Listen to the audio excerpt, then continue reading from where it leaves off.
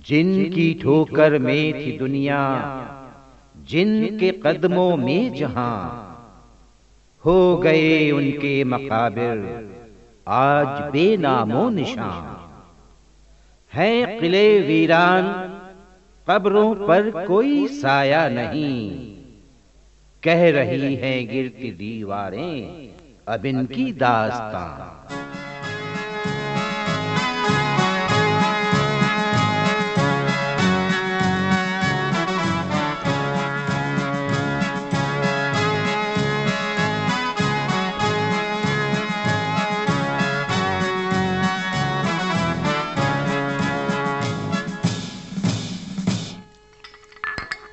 हाँ, बड़ी वाह।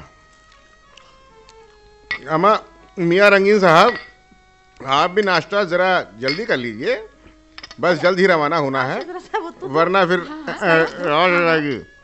अरे कुंवर साहब, नाश्ते की कोई बात नहीं, बस ये तो खाना पूरी है। हाँ, आप लोगों की सोहबत में हंसते बोलते वक्त गुजर जाता है, वरना जुदाई के आंसू पीते ही गुजरती। अल्लाह कसम, छबीली की याद आते ही कलेजा मुंह को आता है।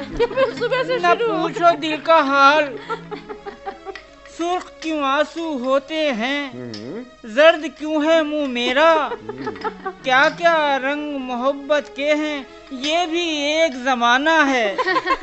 हाय छबीली हाय। अरे ये तो बताइए मियाँ रंगीन, लता आखिर ये जी। छबीली है कौन? अनूप साहब, पिछले रामनगर के दौरान भी हम बार बार छबीली सुन रहे थे।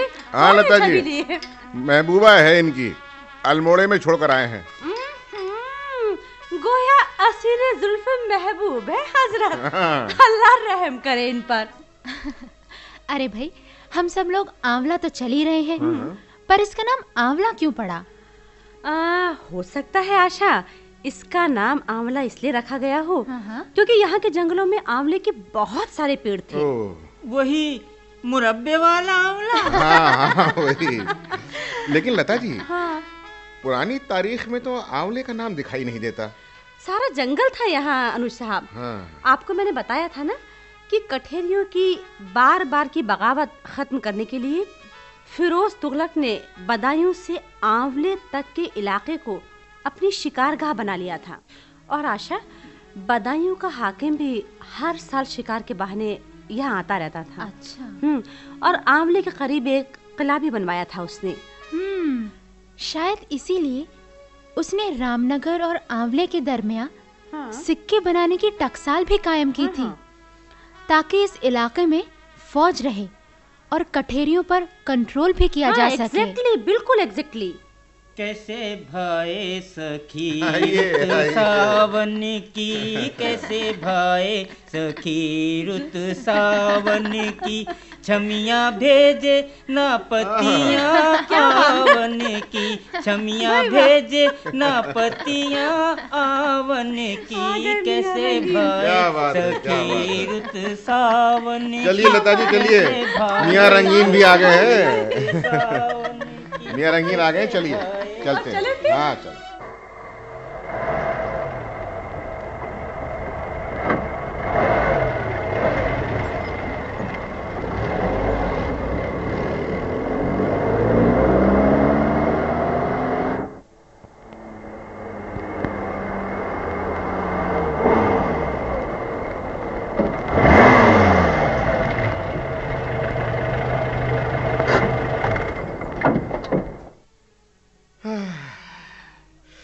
लीजिए लता जी, आंवला तो हम लोग आ ही गए। कौन साहब, हाँ। आंवले से अपनी छबीली के लिए हमें आंवले का मुरब्बा भी लेना है। हाँ, ले लेना, मुरब्बा भी ले लेना। बिल्कुल ले लीजिएगा। लता जी, सुना है आंवला रोहिलों की राजधानी रही है? सही सुना है आपने, सही पढ़ा है आपने। और न केवल राजधानी रहा है ये आंवला, हाँ। बल्कि महाभारत काल की ढेर सारी बातें, बहुत सारी यादें यहाँ की मिट्टी में रची बसी हुई हैं।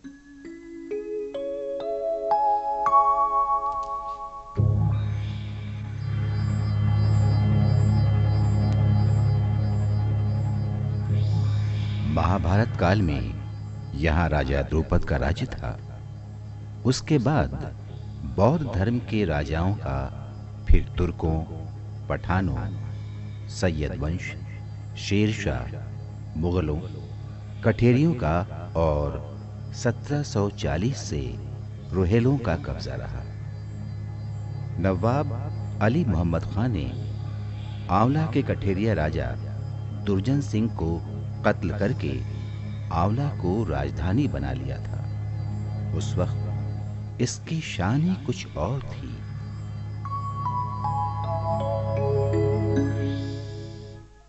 वाह हुजूर, क्या शान रही होगी उस जमाने में नवाबेन की।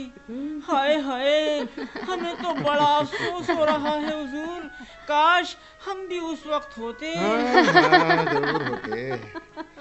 लेकिन लता जी, हाँ रोहेला तो अवध के नवाब से जंग हार गए थे ना? हाँ अनुज साहब, ये बात 1774 की है। हाँ। असल में 1748 में नवाब अली मोहम्मद खां के मरने के बाद ही ये आंवला उजड़ना शुरू हो गया था, क्योंकि उनके बाद रोहेलों ने बरेली में रहना शुरू कर दिया। अच्छा। और जब राजा नहीं होता है तो शहर तो यतीम हो ही जाता है ना। इतिहास की भी तो यही कहानी है लता जी। दिल्ली बार बार उजड़ने के बाद भी आज तक दुल्हन बनी हुई है, क्योंकि वो राजधानी बनी रही। और फिर क्या हुआ? जानना चाहोगी फिर क्या हुआ?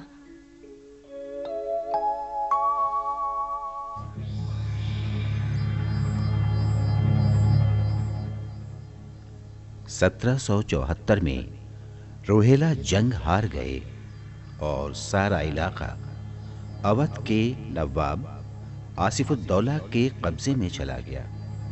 और 1801 में अंग्रेजों ने अपने अधिकार में ले लिया। 1813 में इसे बरेली की तहसील बना दिया गया। हुजूर, न आंवला दिखाया न आंवला खिलाया, बस आपने रेलवे स्टेशन पे लाके खड़ा कर दिया, जैसे हमारा कहीं और का रेल से टिकट कटाने का प्रोग्राम है। हाँ, कहीं चलिए ना। हाँ, चलते हैं, शहर की तरफ चलते हैं। इधर देखिए अनुज साहब, ये देखिए इंस्पेक्शन हाउस की इधर इमारत है। और मियाँ रंगीन, ये देखिए, ये शिकस्ता मकबरा शाहजी मियाँ का है। अच्छा। जो तिरमिज से आए थे। और वो देखो आशा, हमारी बाईं तरफ। हमारे बाईं तरफ तो कोई नदी लगती है लता जी। बिल्कुल सही कह रही है। देखिए, हल्की हल्की आवाज भी पानी के, गौर से सुनिए आप। हाँ। नवाब अली मोहम्मद खान ने बनवाई थी। अच्छा। ताकि यहाँ की भूड़ की जमीन को सैराब किया जा सके। अच्छा। और आज भी इसे अनुज साहब नवाबी नहर कहते हैं। अच्छा। रोहेलों ने खास तौर से इस इलाके में रहना पसंद किया था। अच्छा। मेरे ख्याल से इसकी वजह ये भी रही होगी कि ये गैर आबाद इलाका था। मुगल बादशाह कम ही ध्यान देता होगा और रोहेलों को कब्जा करने के लिए जमीन चाहिए थी। हाँ, ये वजह जरूर रही होगी। रोहेलों के आने से ये इलाका आबाद भी हो गया और फिर खेती भी होने लगी। सदियों पुराने जंगल जरखेज जमीनों में बदलने लगे। लता जी, जंगल का काटना, जंगली जानवरों को मारना बड़ा मुश्किल काम रहा होगा। हाँ, नहीं आशा, रोहेलों के लिए ज्यादा मुश्किल काम नहीं था ये, क्योंकि तलवार चलाने और मेहनत करने वाली ये कौम थी रोहेलों की। अच्छा। कोई वोटों की पॉलिटिक्स तो थी नहीं उस जमाने में। सर काटकर और सर कटाकर ही मुल्क को लोग जीतते थे। रोहेलों ने दूर दूर तक रोहेला कॉलोनियां बना ली थी।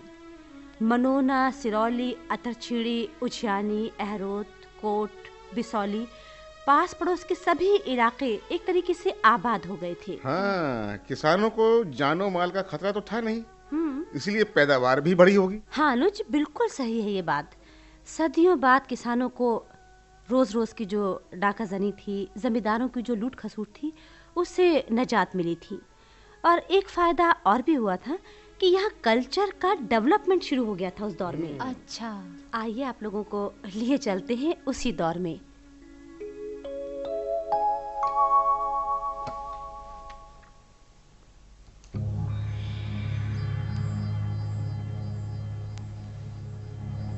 अतरचीनी में नवाब अली मोहम्मद खां का लड़का नवाब सादुल्ला खां रहा करता था। उसने 13 एकड़ में महल सरा और दूसरी इमारतें बनवाई थीं। नवाब अब्दुल्ला खां भी कुछ जमाने तक अतरछीणी में रहा। गाने बजाने का बेहद शौकीन था और सरपरस्त भी। ध्रुपद गाता था और सितार बजाता था। शायरी भी करता था। शायर और मौसीकार जमा रहते थे उसके पास। बाद में वो उजियानी में रहने लगा।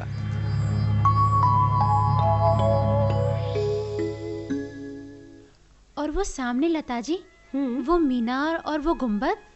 आशा, ये मीनार और गुंबद जिनकी तुम बात कर रही हो, ये नवाब अली खां का मकबरा है। अच्छा। अरे बड़ी ही हसीन इमारत है ये। 1700 मेरे ख्याल से 83 की बात है। हिस्टोरियन मिस्टर फॉस्टर आया था यहाँ और बड़ी तारीफ लिखी है उसने आंवला की इन्हीं इमारतों की। लेकिन नवाब शुजाउद्दौला ने इन सब को खुदवाकर बिल्कुल बर्बाद कर दिया। ऐसा क्यों किया उसने? अब मकबरों, महलों और किलों में दफीने तलाश कर रहा था। अच्छा। अरे बड़ा ही नुकसान पहुंचाया है उसने, वरना इमारतें इतनी जल्दी शायद बर्बाद न होती। और आशा, उस जमाने में इतना हसीन शहर था ये कि लोग इसे हिंदुस्तान का बुखारा कहते थे। बुखारा और समरकंद मुसलमानों के बड़े खूबसूरत शहर थे ना। हाँ, और आंवला भी कम हसीन नहीं था अनुज साहब। क्या कुछ नहीं था यहाँ। ये मीनार मेहराब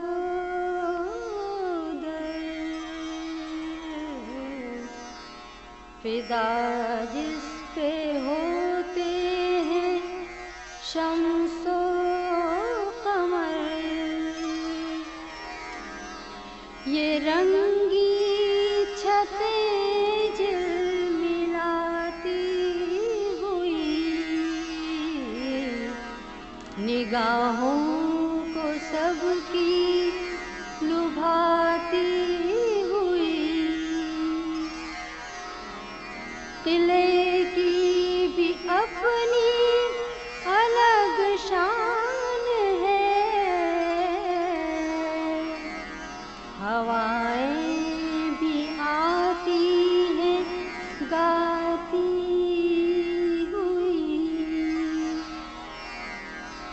मसाजिद मकाबिर यहाँ बेशुमार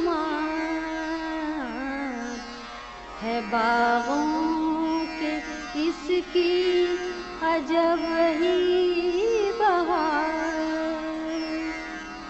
हंसी बार दरिया नवाबों की शान,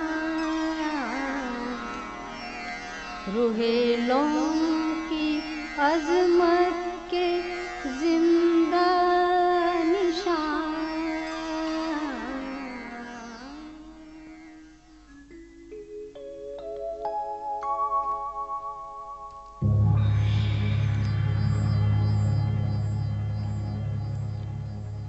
नवाब अली मोहम्मद खां की सारी जिंदगी जंगो जदल में गुजरी। दरबार सजाने का मौका ही नहीं मिला। उन्होंने बरेली, बदायूं, बिजनौर, कुमाऊं के मैदानी इलाकों को जीतकर आंवले को रोहेला हुकूमत की राजधानी बना दिया। कुमाऊं को जीता, अल्मोड़ा और श्रीनगर के राजाओं को बाजगुजार बनाया और देखते ही देखते आंवला दुल्हन बन गई।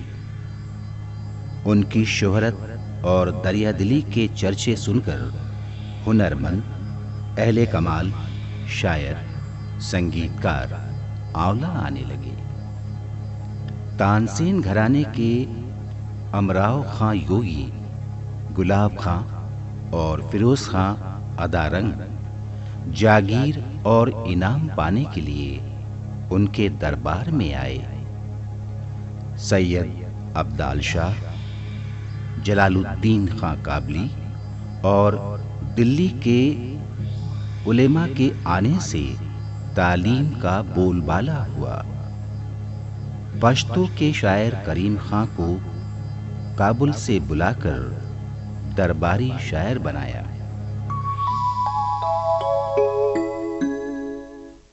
अल्लाह कसम, कुंवर साहब, अगर हम रोहेला होते तो क्या करते आप?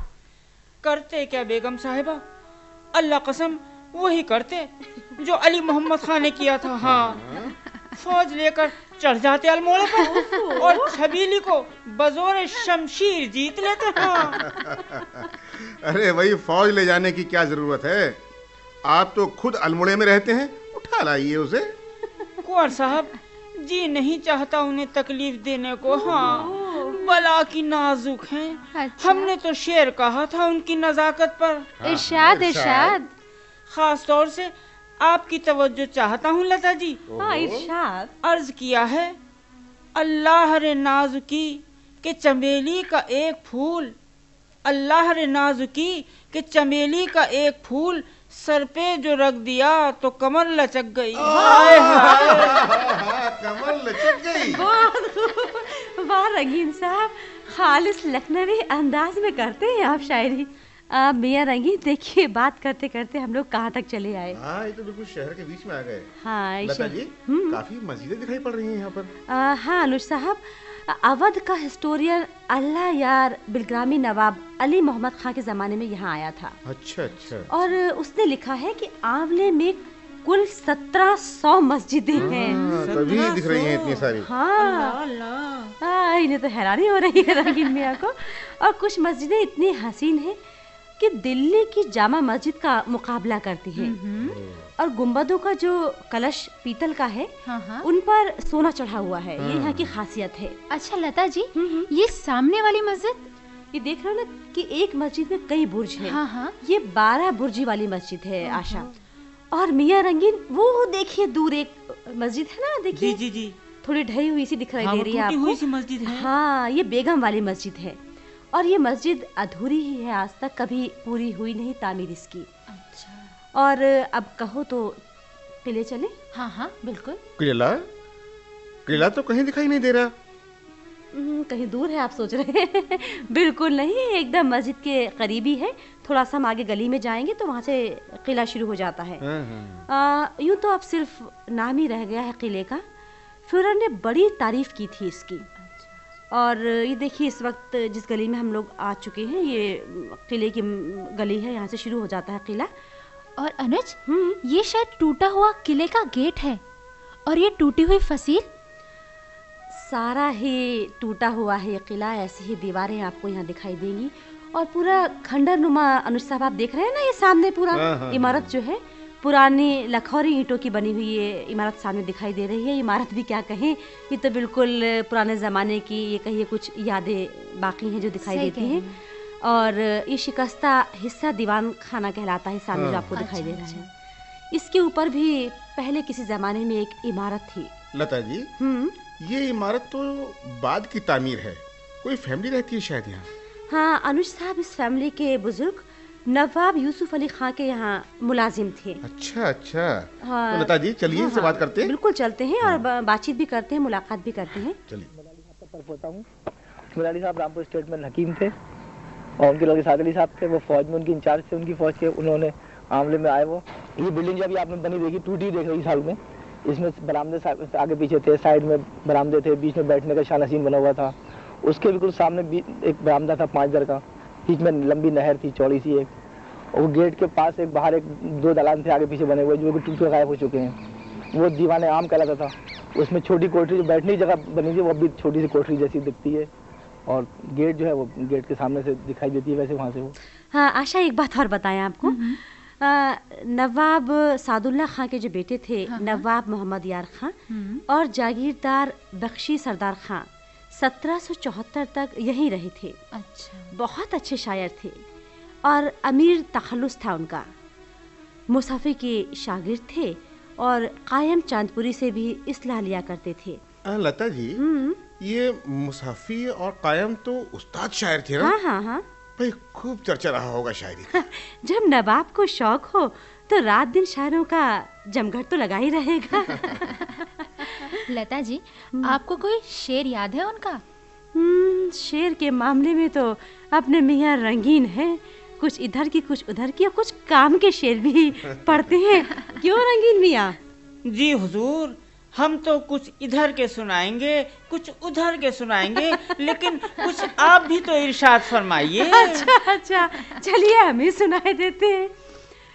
बैठे बिठाए कूचे कातिल में ले गया, हाय हाय, बैठे बिठाए कूचे कातिल में ले गया, हाय यारा बुरा हो इस दिले खाना खराब का। क्या बात है दादाजी, क्या बात है, वाह वाह वाह। क्या शेर सुना दिया आपने, अल्लाह कसम हमारे दिल की हालत बयान कर दी। क्या मजा आता है दिल लगाने में। आप भी शुरू हो जाइए। अर्ज किया है कि दिल धड़कता हुआ बुरा भी है, दिल धड़कता हुआ बुरा भी है, दिल धड़कने में एक मजा भी है। दिल धड़कने में एक मजा भी है, वाह वाह वाह। अरे हुजूर, दिल वाले ही समझ पाएंगे दिल की बात। हाय छबीली, हाय हाय हाय, देखिए हुजूर, साए लंबे होते जा रहे हैं। चलिए अब नवाब अली मोहम्मद खां का मकबरा भी देख लेना। हाँ हाँ, क्यों नहीं, क्यों नहीं। आइए लता जी।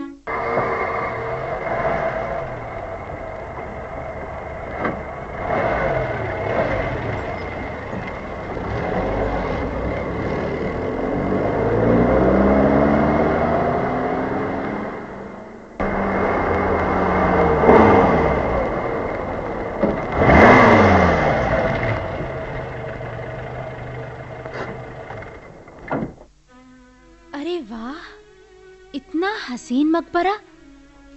नवाबी में तो कुछ और ही शान रही होगी। मगर लता जी, ऐसा लग रहा है जैसे हम किसी कब्रिस्तान में चल रहे हों। आपको बिल्कुल सही लग रहा है मियाँ रंगीन। दूर तक फैले हुए इस कब्रिस्तान में रुहेला सरदारों की कब्रें हैं। और मकबरे की बाउंड्री वॉल के अंदर खेती कैसे हो रही है? हाँ, क्या कह सकते हैं। चलो ऊपर चलकर देखते हैं। हाँ चलिए। कितनी ऊंचाई पे बनाया गया है इसे। हाँ, शायद इसीलिए कि इमारत बुलंद दिखाई दे। अच्छा अच्छा। हाँ, ये तरीका भी वैसे मुगलों ने ही इजाद किया था। इसकी खूबसूरती के भी क्या कहने। ये डबल डोम, वो ऑक्टोगोनल कपलस, और ये 2 स्क्वायर मीनारें, और ये मकबरे के चबूतरे। आशा, ये नवाब सादुल्ला खां और नवाब मुर्तज़ा खां के ये 2 मकबरे हैं। इसके चारों तरफ देख रहे हो ना आप लोग, ये कभी यहाँ पर पक्का तालाब हुआ करता था। ये आज भी दिखाई देता है। अच्छा। और आज भी लोगों को नवाब अली मोहम्मद खां से काफ़ी अकीदत है। देखिए कितने सारे अकीदतमंद यहाँ दिखाई भी दे रहे हैं। हिंदू मुसलमान सभी लोग आते हैं यहाँ जुमेरात को। हाँ, लेकिन अनुज साहब, रुहेलों की राजधानी आज इफ्को से जानी जाती है। इफ्को? शायद ये एशिया का सबसे बड़ा खाद का कारखाना है। हाँ बिल्कुल सही। 1993 में doctor Ram Manohar Lohia degree college भी यहाँ बन चुका है। और आपका क्या इरादा है मियाँ रंगीन? बड़े खामोश खड़े हैं आप। अल्लाह कसम, हम क्या कहें। हर रोज सुबह होती है, शाम होती है, जिंदगी यूं तमाम होती है। मगर हुजूर, अब ये तो बताइए कि अब अगला प्रोग्राम कहाँ का है? मियाँ रंगीन, हम चलेंगे अगले हफ्ते बरेली। लता जी, आपका बहुत समय लिया हम लोगों ने। आपने बहुत अच्छी अच्छी जानकारियाँ दी। चलिए आपको आपके मकान तक छोड़ दें। हाँ, चलते आइए मियाँ रंगीन। चलिए मियाँ जी, आइए आइए चलते हैं। छबीली की याद आ रही है।